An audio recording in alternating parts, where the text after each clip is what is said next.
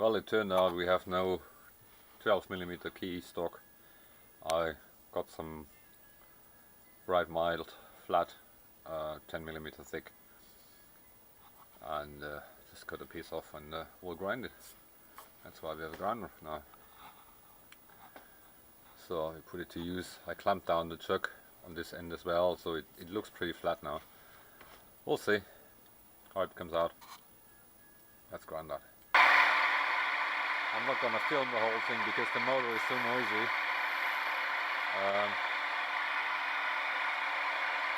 We're almost there, and yeah, as you can hear, it's an awful lot of noise. So it's rather annoying. We'll show the finished product then. So here we got it. It fits. Unfortunately I kinked it here, but it doesn't matter. It fits. So the taper fits as well. Yeah, we need to adjust it to get the right distance here. Put it on the lathe. Obviously take that out again. Put it on the lathe to get that. Just sand it to get the rust off here. In the winter time it's so damp here, everything is rusting. It's a pain. Anyway, over to the lathe.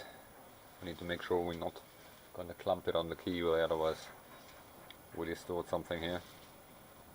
And then we're going to machine this side, that disc. The other side doesn't get a keyway because these rollers may get warm, so it gives us a little bit of expansion room. It's going to be clamped down solid, but if the stresses are getting too high, it can actually move. That's the reason why we only put one keyway. Otherwise, also, if you weld it, we may distort it slightly, and then you got a hard time to get a second one in. One is enough, it can carry the load which we put on these rollers. Let's get that on the lathe and carry on. So this time, lesson learned, which we ground all the mill scale and the humps off, so hopefully it's a bit easier to machine this time. There's that lead in here gone, and yeah, everything is a bit smoother, so hopefully that doesn't batter the insert that much. Alright, let's get it on and indicate it. So the first one is done. We need to check the diameter. Now we're almost there. We get 312, and we'll check the tube. Went a lot better without the mill scale. We had the nominal diameter. We need to check that tube if that's kinked as well. In this case, we're gonna put it on the press and do the same as with the other one. Yeah, we'll check it. Oh, we're not going to do that today. It's late. It's cold. Dinner time. Carry on tomorrow. It's so cold that the laptop is warming up.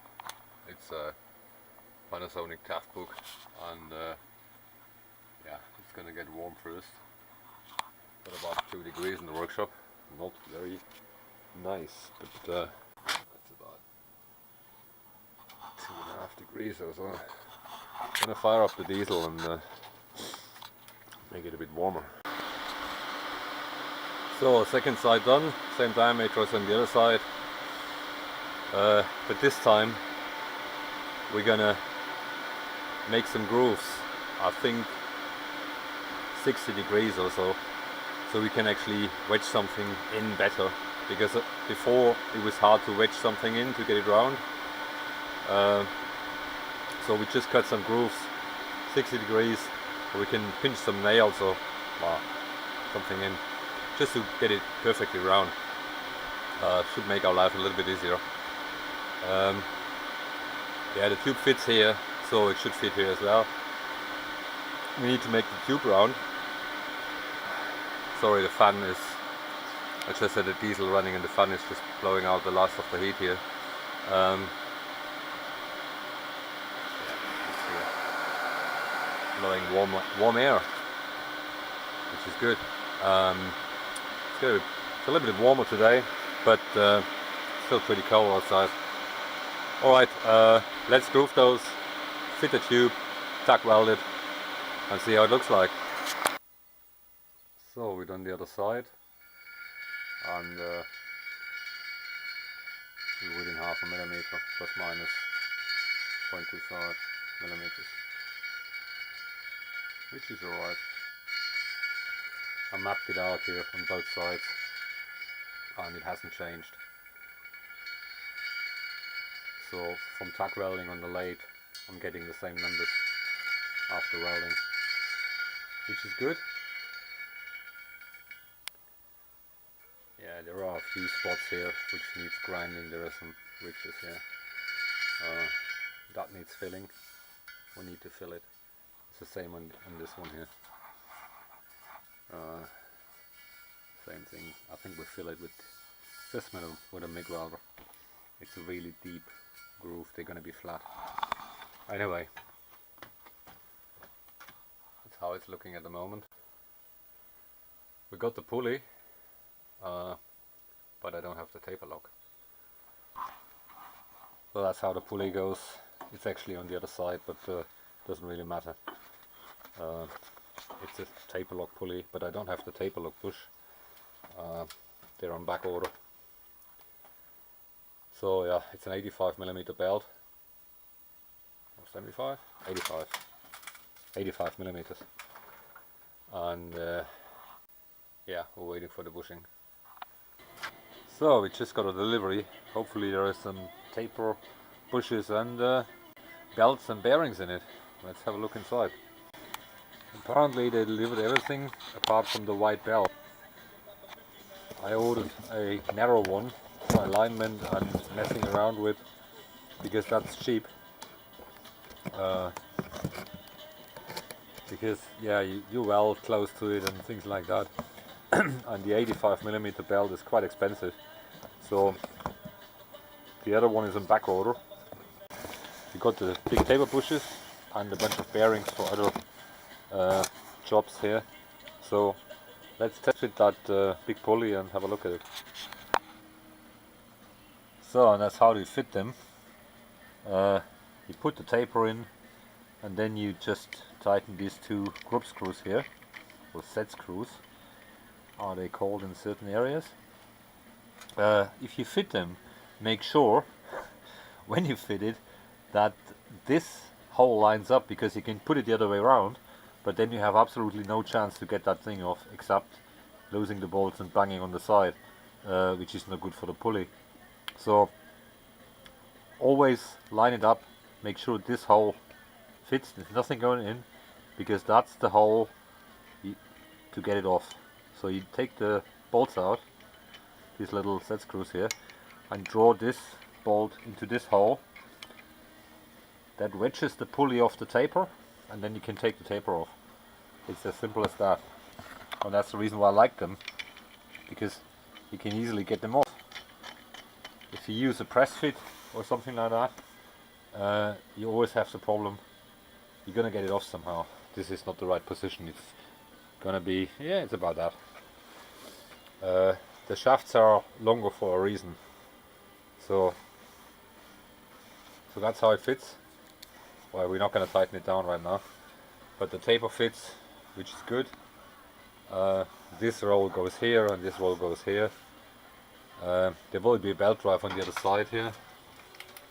There will be a belt drive on this end as well.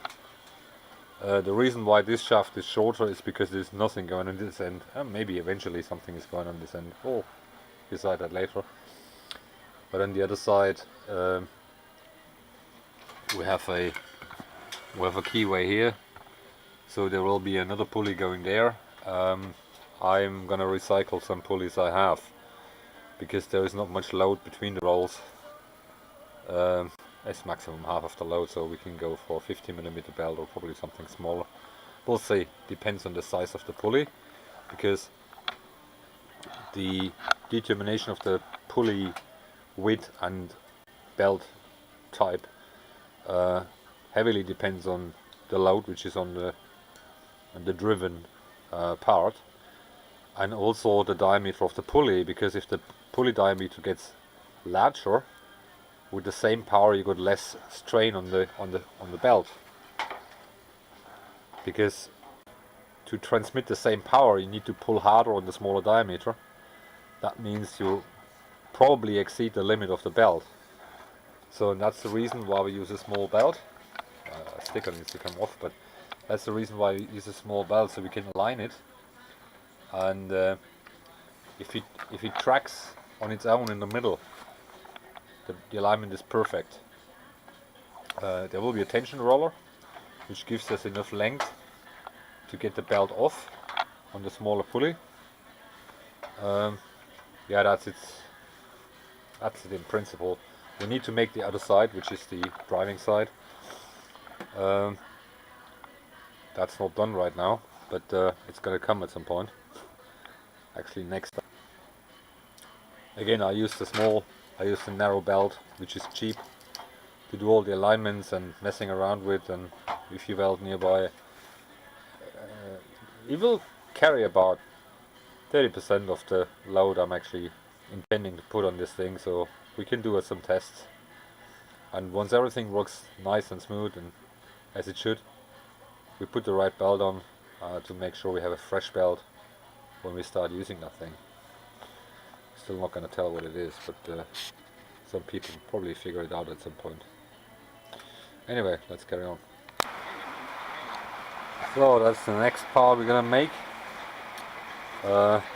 This needs to be turned down to fit that bearing like so, and then this little bearing goes here on the inside. These are old bearings, but they rotate very slowly, almost nothing. They're okay, they spun a little bit, but it doesn't matter, because again we're not really rotating them. On the other side, the little bearing goes, that big bearing goes here. Obviously there is a shaft going through, so that's just the right part. We'll see how we're going to do it, but this is our hub. It's actually a taper inside, but we just machine that out. Oh, honestly, it doesn't really matter. We just machine the register for the small bearing here, then a cover plate, make sure the bearing doesn't come out, a spacer between the bearings, and obviously a shaft which goes into it, and that's gonna hold. It goes like so, with a shaft 40 millimeters, and that goes through to the other side. So that's the plan for now, because that's the other side. That's a matching pulley for this one here. So we got a 1 to 1.5 ratio, and yeah, that's the plan for now. So that's going to come next. So we turn it around, that's the way it goes. There will be another frame on this side where this part which is shown goes to. That's how it goes. The pulley here, the stub end here, and another pulley, another transmission on the back side.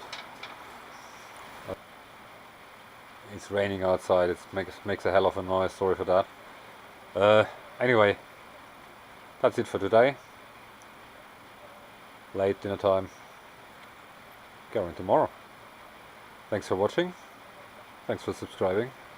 Until next time. Just found a piece of shaft. It's 50, but it's going to be 40. Should be about the right length. Let's see if that's enough, but I think it is. Yeah, we got enough overhang there, and enough for the pulley as well.